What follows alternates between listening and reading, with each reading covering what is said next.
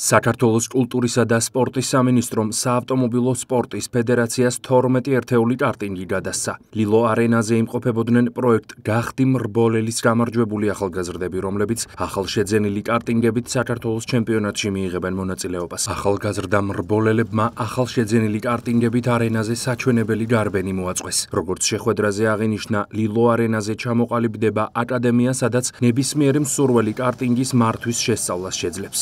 ნიშანდობლივია, რომ ამ კარტინგების ბაზაზე ლილო არენას ტერიტორიაზე მიმდინარე წელს ჩამოყალიბდება აკადემია, სადაც ნებისმიერ მსურველს ექნება შესაძლებლობა, რომ შეისწავლოს კარტინგის მართვის წესები. ასევე მნიშვნელოვანია, რომ ჩვენი ახალგაზრდა სპორტსმენები ახალი კარტინგების გამოყენებით მიიღებენ მონაწილეობას საქართველოს ჩემპიონატში. აღმოვაჩინეთ უსწრაფესი 9 ბავშვი, მათ შორის ერთი გოგო, რომელსაც სრულიად სპორტის სამინისტრო დაუფინანსებს მონაწილეობას საქართველოს ჩემპიონატში კარტინგებში და რაც ასევე დიდ ბიძგს მისცემს ამ სფეროს განვითარებას და ახალი თაობის შემოდინებას ავტოსპორტში. მე დავდივარ ერთი წელი კარტინგებზე და უნდა გავიდე საქართველოს ჩემპიონატზე.